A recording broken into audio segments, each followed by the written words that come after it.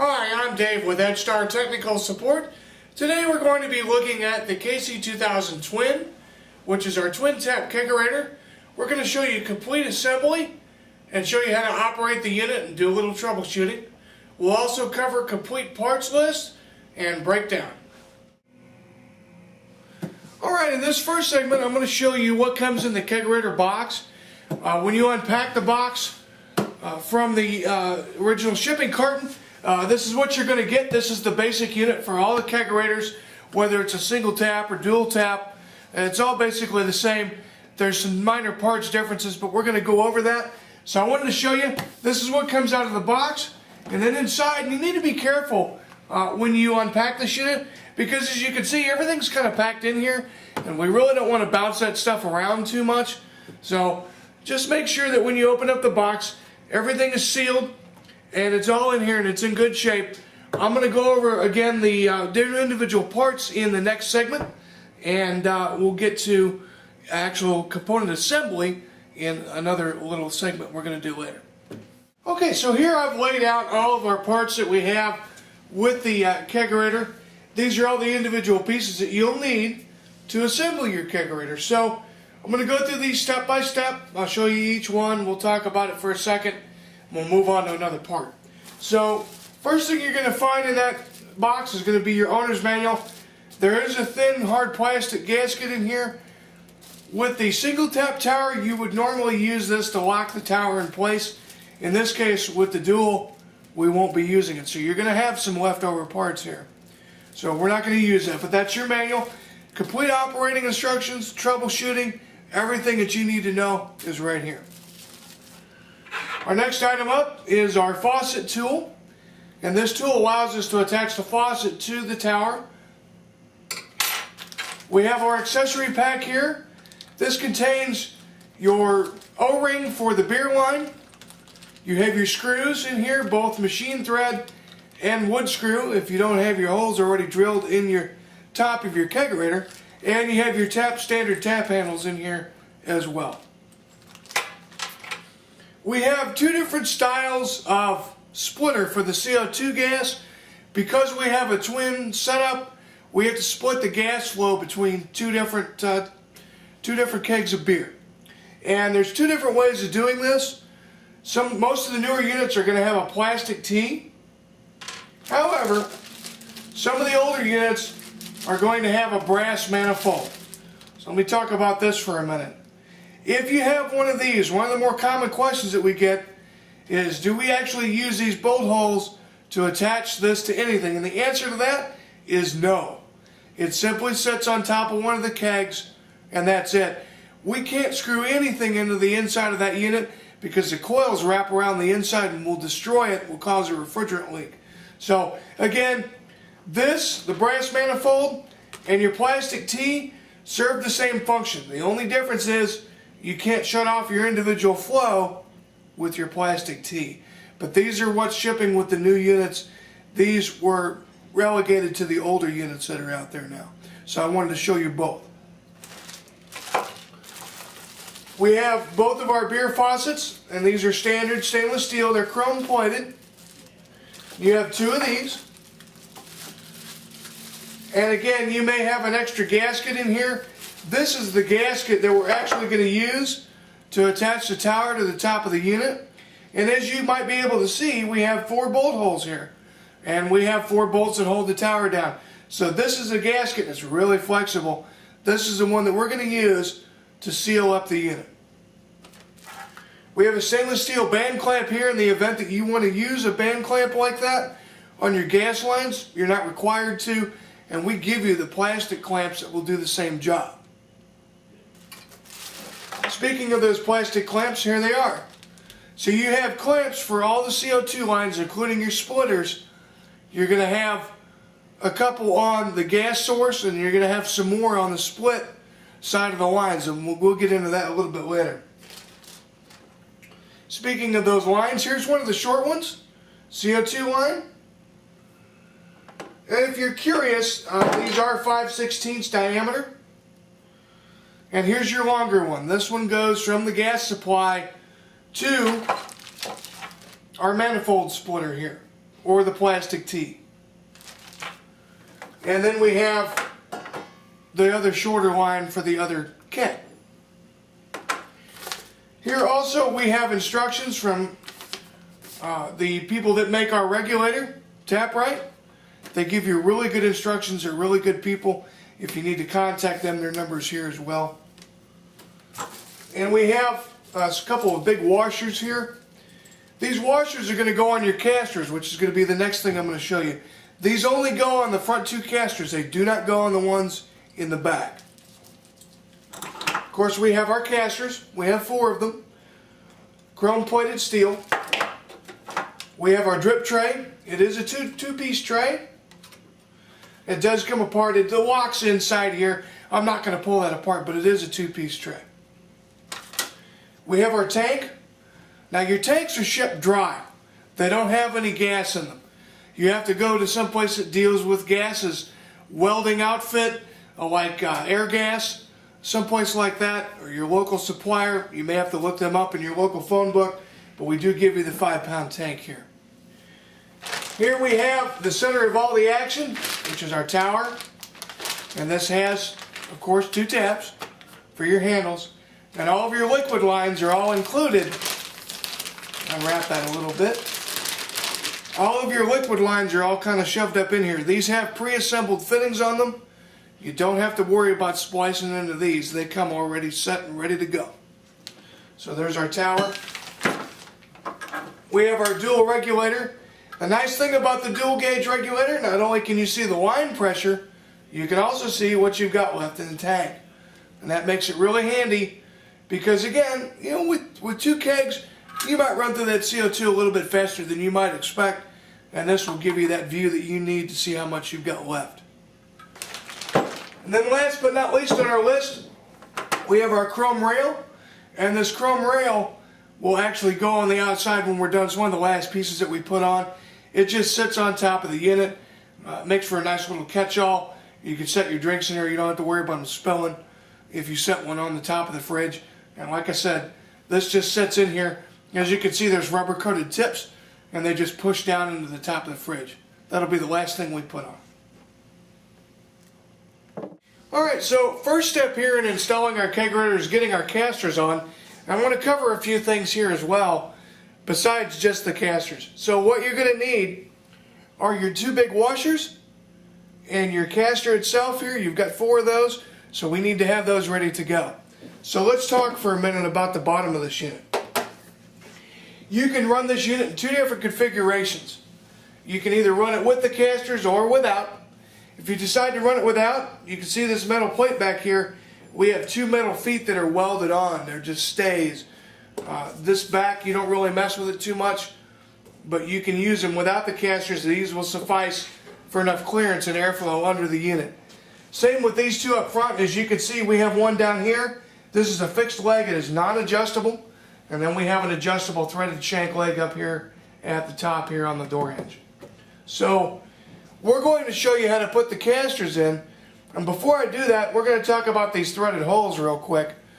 The threaded holes should all be clear. All 4 of these match up and the casters thread in quite easily. However, if you encounter 1 or more that do not and you can't get them threaded all the way in, sometimes they'll block off the threads with a piece of sheet metal in here. If you find that you can't get one of these in, you can't thread it in, or it's bent or it's cocked at an angle, you need to let customer service know so that we can help you take care of that. The other thing too that I need to mention, as you can see, this unit is sitting on its side. Now, normally we wouldn't allow this because we don't want the oil in the compressor to stay where it belongs, which is in the bottom of the compressor. After you do this, you need to let this unit sit overnight. So you would go ahead, finish up your setup on the unit, but don't put your kegs in yet. Once you've assembled it, you leave your kegs out and you're going to leave it sit and leave it alone for 24 hours. That will allow the oil to go back to where it needs to go. And once you've done that, you can go ahead and gas up your system, get your kegs in it, and get it cold. So just remember, when you're done, you can put the rest of the basic parts together, but you don't want to actually fire it up for 24 hours after you do this. So what we're going to do now is we're going to install this caster. As you can probably see, I've got 3 other ones partially threaded in. So what we're going to do is we're going to go ahead and we're going to start with one of these front feet. And the reason I did is because they have these big washers. These washers are rounded on one side and they're flat on the other. So what we need here is we need to have the rounded end up. So the flat side is going to go against the caster. And what you're going to do is when you get this threaded in, you're going to use this bell-shaped portion to actually hold it still while you thread it in. We got ball bearings up in here. They're permanently lubricated. You don't need to do anything. So let's install one of these. So remember, flat side against your caster. And then you're going to hold the caster still. And we thread it all the way in. Now you don't need any tools for this. Strictly just hand tight. We have enough threads here and the threads are big enough. They'll bite in and we don't have to worry about them coming loose. So and once you do this, you shouldn't have to mess with it again. So that's what you do. We're just going to keep turning this here. And when you feel that caster bottom out and the washer is tight, we're all good. You do those for the front two only. Remember, you're only supplied with 2 of these washers. So we're going to put those 2 on the front. The back ones, they're not necessary, and that's because the plate takes up all the space that our washer would normally. So that's it on our caster installation. Alright, now we're ready to set up our tower. Since the tower is the most prominent part of the unit, I wanted to cover that first. It's also the second to most lengthy part. The next part we'll cover be our CO2 lines, but I wanted to cover the assembly on this tower first. So I've got both of my tabs here for my kegs. You have your keg BL washers here, your keg washers. That's for your beer lines. Of course, we have our faucets. We have our wrench. And we have our, and you know, if you can see these really good, we have our nuts and washers for our hold down screws for the tower. So we've got everything unpacked, we're ready to go. First thing we're going to do, we're going to pull this protective cap. And you want to hold on to that because again, you can use this keg as just a fridge if you wanted to do that. This will allow you to do that. You would just put this back in that top hole, take everything off and strip the unit and then put this back in. So we're going to set this aside. And what we're going to do, we're going to go ahead and get our tower started. Now, as you can see, I have sort of pre-assembled our tower. So I've got our gasket with the 4 holes, a thin flexible one. We've got our 4 machine screws. So what we're going to do, the first thing we need to do, is we're going to go ahead and we're going to feed our lines down through the top here. So what you're going to do is you're going to straighten your lines out so they're nice and straight. And then one at a time, we're going to push them through into the interior of the kegerator. And we're going to feed them down. And you may want a helper for this. Sometimes they can be tricky. We're going to let them just kind of drop down in there, just like that. And then what we're going to do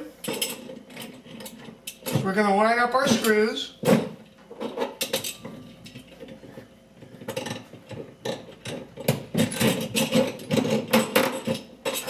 Now this may take a couple of tries before you get it. That's okay.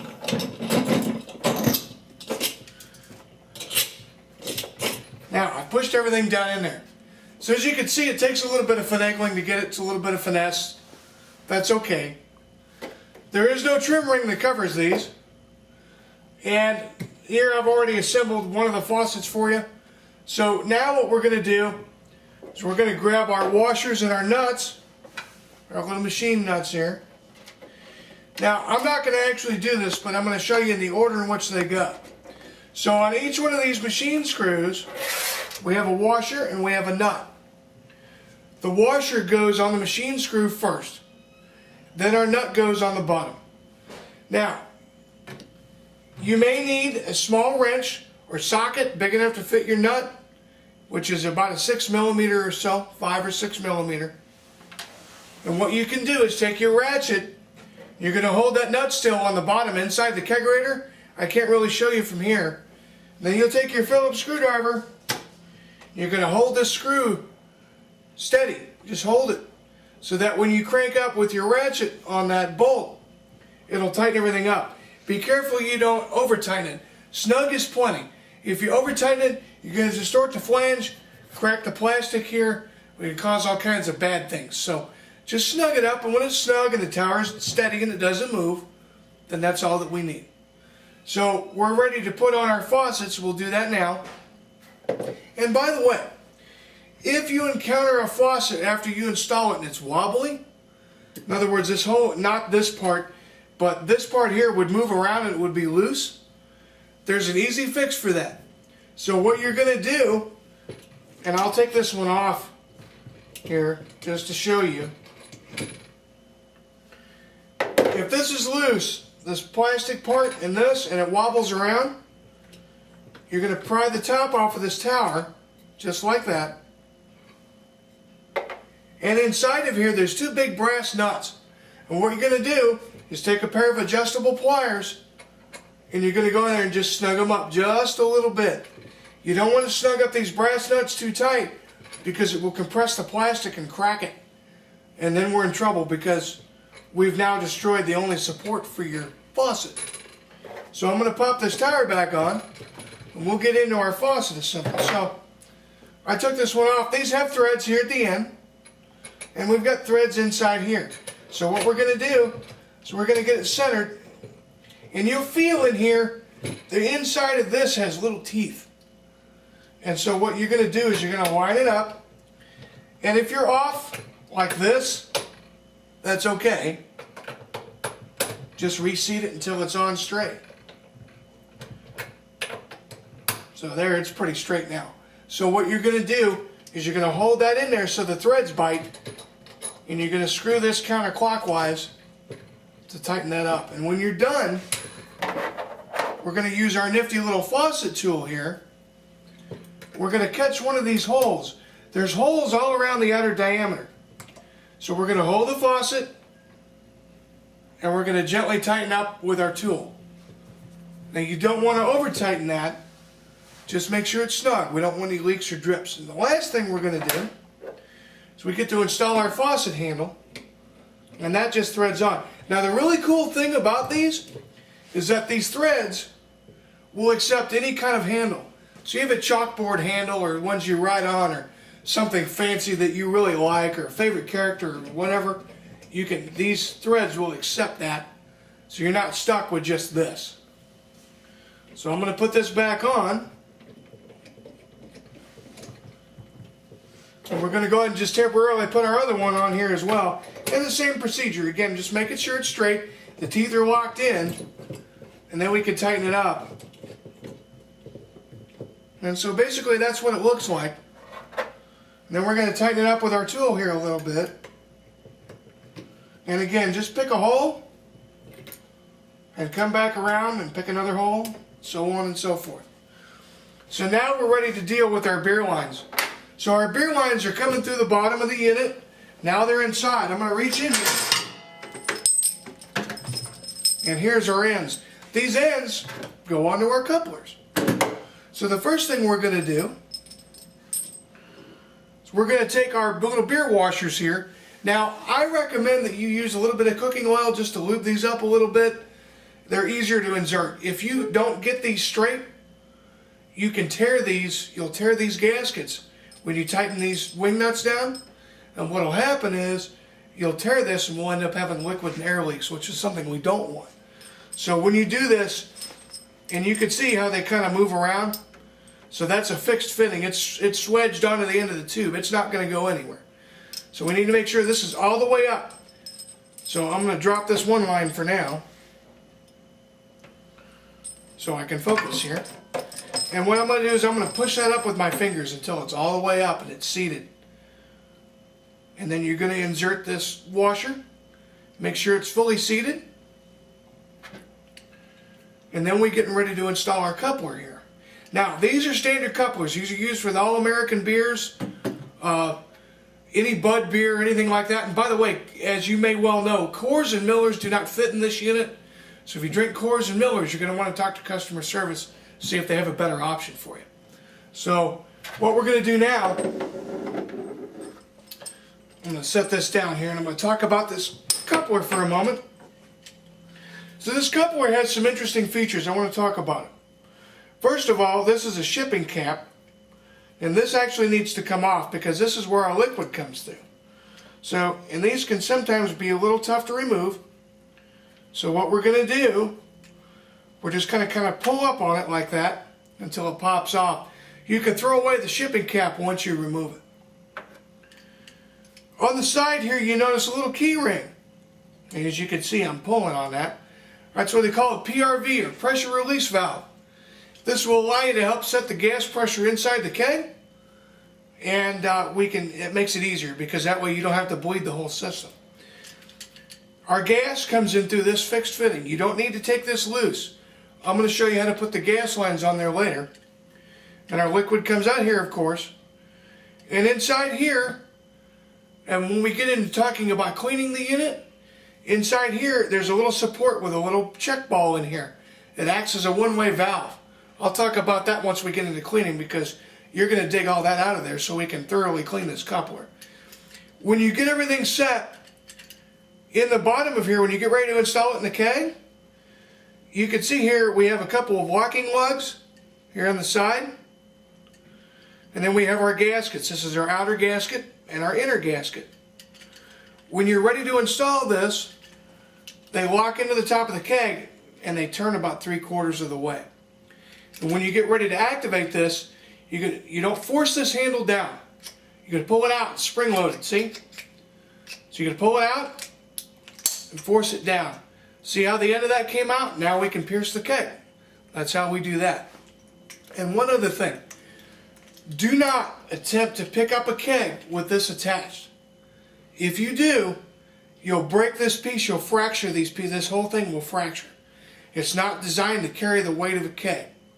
So make sure that you don't do that, and make sure that this pin is tight. There's a pin here with a slotted head, and you got knurling so you can grab it. Just make sure that stays snug. But don't try to pick up the keg, because if you do, you're going to tear up the whole top of this piece. So now we're ready to install our coupler under the line. So what we're going to do is I'm going to grab one of these lines.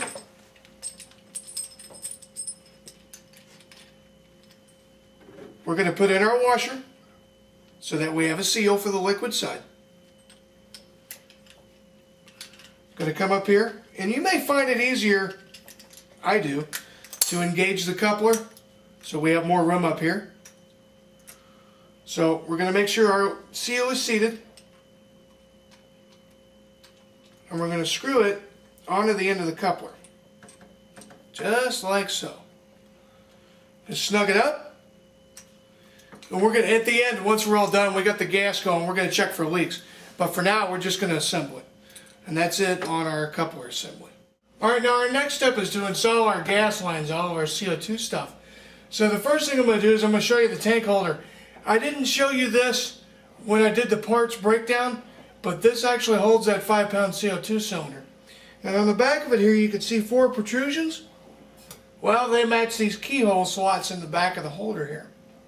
So what we're going to do is we're going to line up all 4 of these, and we're going to drop it down into it's why the keyhole slot, and that'll lock it into place. It's not going anywhere. So what we're going to do is we're going to put our tank in. Now, the tank is shut, the valve is shut, it's full. Of course, we would open up the tank by screwing the handle counterclockwise and clockwise to shut the tank. So we're going to leave it shut. What you want to do is you want to orientate it so the threads are pointing this way, back towards the way that I'm standing. And then it just sits in the holder. So what we're going to do now is I'm going to show you piece by piece how this all hooks up. So let's pull this tank back out of here for a second. This is our regulator. And make sure your little dial faces here tight. This is our secondary cutoff valve for the gas. So up is off and inline or down is on. And this is how we adjust our pressure So what we do with these is we actually pull this knob out, adjust, and then lock it back in. That way the regulator diaphragm in here doesn't move and change pressures on you without you realizing it. So make sure it's unlocked and locked just like that. So the first thing we're going to do is we need to hook up our flexible lines. This is the most important part. So what I'm going to do is I'm going to grab our little baggie of couplers, our little clamps here, plastic clamps. And what we're going to do, you have 3 pieces of line like I showed you. You have 2 shorts, and then you have 1 long one. So the long one is the only one that's going to pass through the back of the unit. Now you may ask, well, how do I pass it through the back of the unit? Well, here's our answer.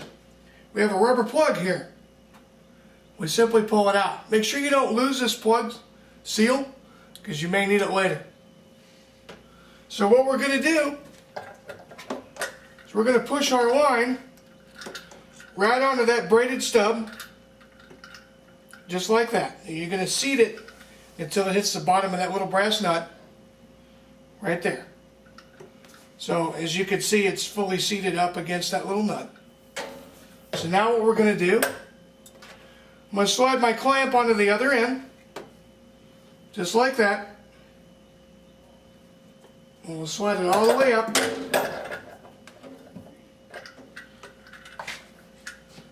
And once you get it up on here, you're going to set this, your barb here, you want to get the clamp about halfway up on the barb and start tightening it up.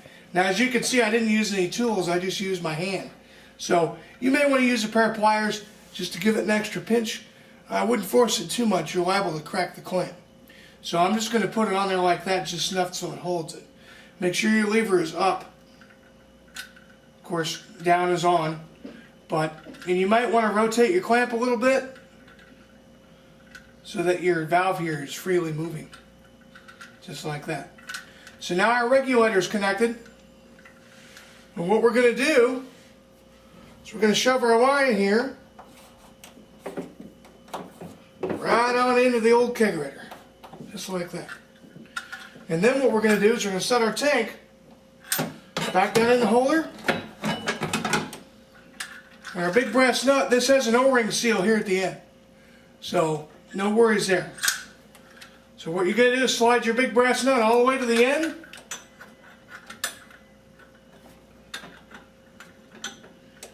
And you're going to thread it onto the tank.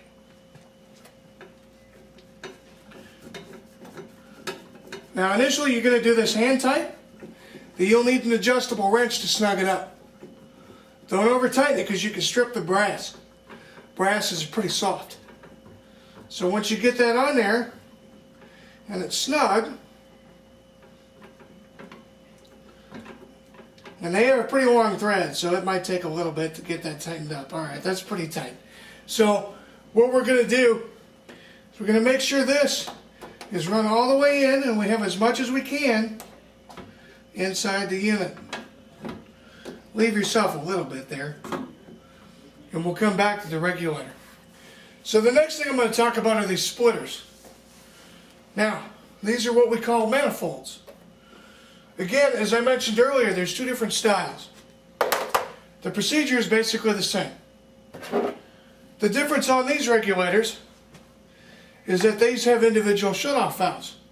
The plastic T that's included with the newer units has no provision for a shutoff. So what we're going to do, and you saw me put the beer line or the CO2 line onto the barb here onto the regulator, well, this is the same procedure. So we're going to push it all the way on there, we're going to seat it, then we're going to take a white clamp and we're going to clamp it halfway. So halfway up your barb you'll put your clamp. Make sure you rotate your clamp so that you can close your shutoff valve here. That's only if you have one of these. And again, this goes inside the kegerator. There is a bracket for mounting. You do not mount it into anything because you can't put screws through the inside of the kegerator. So this is just going to sit on top of one of those kegs. So that's how you do that. So we get that clamp position and we tighten it up and we make sure it's rotated so that we can close the valve. Same on our plastic T. And again, this is what's being included on the new ones. So what we would do here is our main gas line, which we shove through the back of the unit. It's going to come into this one, and then your T's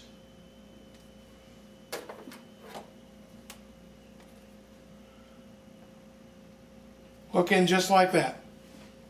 So, and again, same principle here. We get it all the way up to the end of the barb.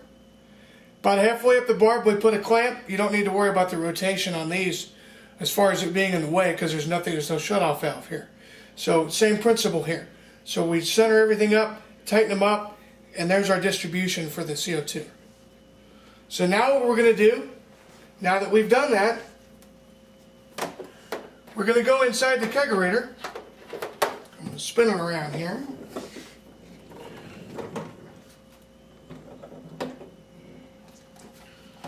We're going to open this up. Now, first order of business is getting our splitter installed. So remember, we already pre-assembled this with our clamps. Now we're going to push that onto the end, and there we go. Now what we do, now that we have all this connected, and again, I'm not putting the clamps on here, this is just for illustration, okay? So we've got our main CO2 line gas coming in, our gas is split and teed out. Now what we're going to do is we're going to go to each one of these, our couplers here, and we're ready to install our CO2 line. So, same thing here. We push it on all the way up. We center the clamp and clamp it off. Same thing. You just rinse and repeat on both of these. On these couplers, they're a really tight fit. You're going to have to fight it a little bit, but that's okay. It makes for a good seal.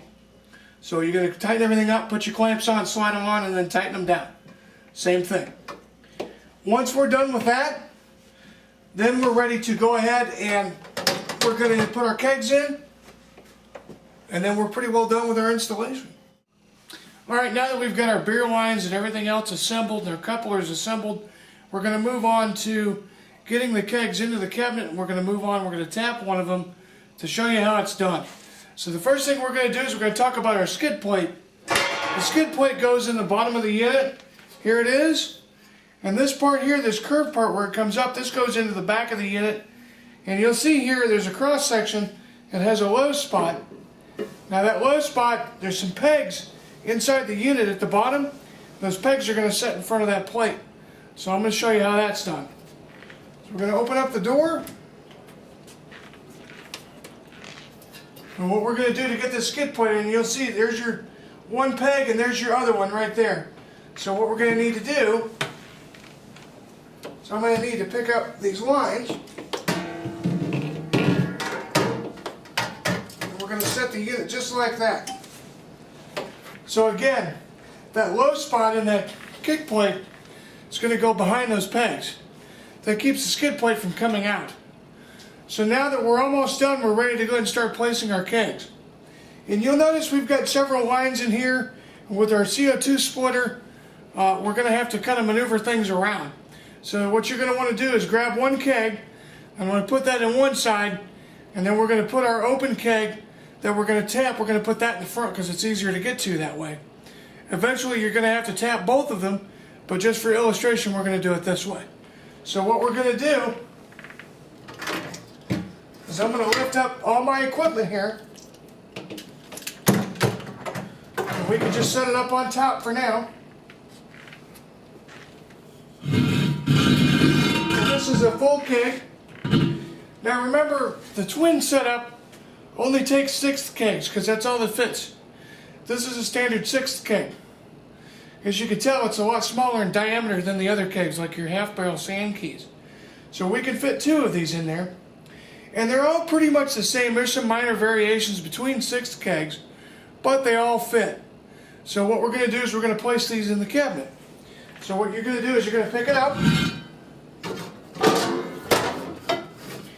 And what you're going to need to do, they're going to sit this way, diagonally. So you're going to push this one all the way into the back corner over here. Now what's going to happen when I put this other one in the front, it's going to stick out a little bit, and that's okay. because here on the door we have a curvature. So that other part of that keg that's going to stick out will fit into this curve, and we can still shut the door. So what we're going to do now is I'm going to put this other one in there.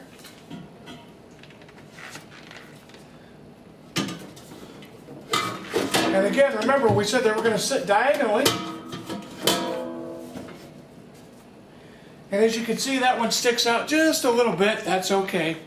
The curve in the door will allow it all to fit.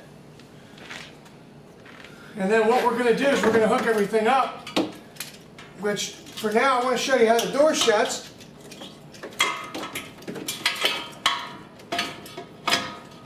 So we're just going to shove everything in there for the moment.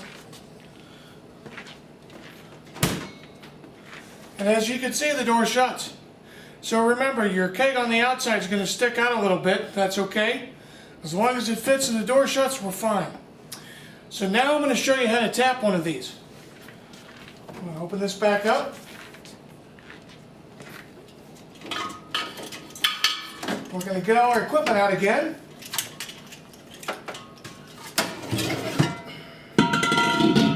Okay. Now, it doesn't matter which tapper that you use, which coupler. It's going to come out of one side or the other. Since these lines go up into the tower, there's no way to tell which one's going to come out of which. So what you're going to need to do is experiment until if you have a particular preference for which side flows what beer, you'll need to switch them around until you get it the way that you want. In this case, I'm going to show you how to install this coupler and then how to put everything in here. So for now,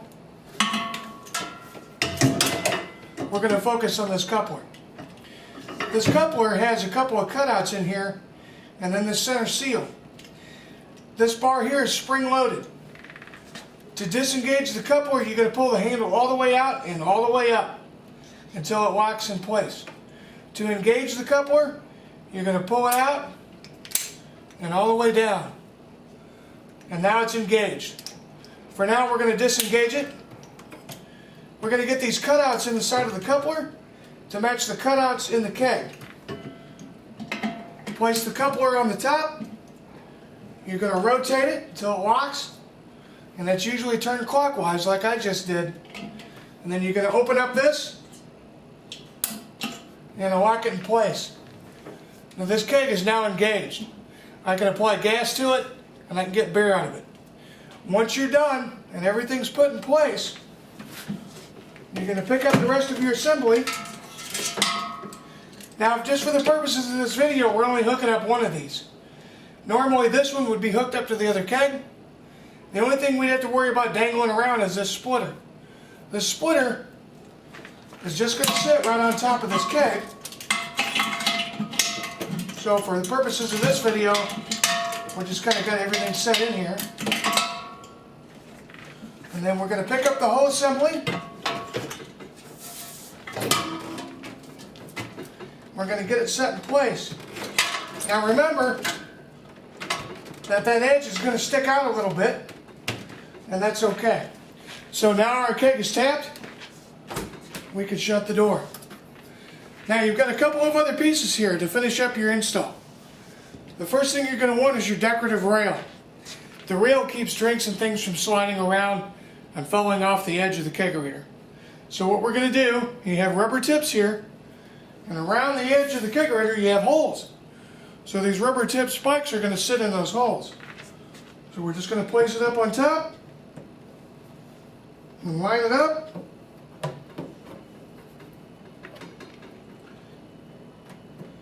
And we're going to push it into place. Now the last thing we have is our drip tray. And your drip tray comes in two pieces. You have your grate and then your bottom plate. And on the bottom plate we have rubber skid feet so it doesn't move. This is washable. I'd wash it by hand. I wouldn't put it in the dishwasher. It's liable to warp. Just rinse it out every once in a while. And that'll contain any spills or drippage from your faucets up here. You're going to place that right here. And you're ready to go. And by the way, you really should keep an eye on the temperature in here at all times. I recommend the use of a thermometer. Now this is only one example of a thermometer, but this is a fridge thermometer and it's actually marked on here as to where the optimum temperatures of refrigeration are. This isn't specific to beer. You may find that you may get in the 38 degree range. This is about a 40 degree range for a fridge. You're going to want it a little bit lower than that, 35, 34. You can get specific beer thermometers that are designed for kegerators, but these thermometers work just fine. So what you're going to do, in order to monitor that temperature, we're going to open up the unit. You want to set this on the floor so that it's not touching any of the kegs. That way we get an accurate temperature, the air temperature inside the cabinet, and we know exactly how cold that beer is. I hope that this do-it-yourself video has helped you to set up your new KC2000 twin kegerator. If you have any questions or concerns, please contact EdgeStar at www.edgestar.com. Hi, I'm Dave with EdgeStar Technical Support. Today we're going to be looking at the KC2000 Twin, which is our twin tap kegerator. We're going to show you complete assembly and show you how to operate the unit and do a little troubleshooting. We'll also cover complete parts list and breakdown. Alright, in this first segment I'm going to show you what comes in the kegerator box.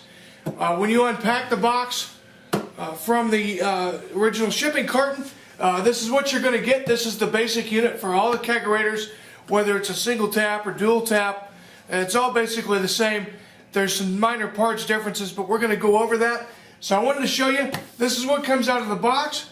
And then inside, you need to be careful when you unpack this unit, because as you can see, everything's kind of packed in here, and we really don't want to bounce that stuff around too much. So just make sure that when you open up the box, everything is sealed and it's all in here and it's in good shape. I'm going to go over again the individual parts in the next segment, and we'll get to actual component assembly in another little segment we're going to do later. Okay, so here I've laid out all of our parts that we have with the kegerator. These are all the individual pieces that you'll need to assemble your kegerator. So I'm going to go through these step by step. I'll show you each one. We'll talk about it for a second. We'll move on to another part. So first thing you're going to find in that box is going to be your owner's manual. There is a thin hard plastic gasket in here. With the single tap tower, you would normally use this to lock the tower in place. In this case, with the dual, we won't be using it. So you're going to have some leftover parts here. So we're not going to use that, but that's your manual. Complete operating instructions, troubleshooting, everything that you need to know is right here. Our next item up is our faucet tool. And this tool allows us to attach the faucet to the tower. We have our accessory pack here. This contains your O-ring for the beer line. You have your screws in here, both machine thread and wood screw if you don't have your holes already drilled in your top of your kegerator. And you have your standard tap handles in here as well. We have two different styles of splitter for the CO2 gas. Because we have a twin setup, we have to split the gas flow between two different kegs of beer. And there's two different ways of doing this. Most of the newer units are going to have a plastic T. However, some of the older units are going to have a brass manifold. So let me talk about this for a minute. If you have one of these, one of the more common questions that we get is, do we actually use these bolt holes to attach this to anything? And the answer to that is no. It simply sits on top of one of the kegs and that's it. We can't screw anything into the inside of that unit because the coils wrap around the inside and will destroy it, will cause a refrigerant leak. So again, the brass manifold and your plastic T serve the same function. The only difference is you can't shut off your individual flow with your plastic T. But these are what's shipping with the new units. These were relegated to the older units that are out there now. So I wanted to show you both. We have both of our beer faucets, and these are standard stainless steel. They're chrome plated. You have two of these. And again, you may have an extra gasket in here. This is the gasket that we're actually going to use to attach the tower to the top of the unit. And as you might be able to see, we have 4 bolt holes here. And we have 4 bolts that hold the tower down. So this is a gasket that's really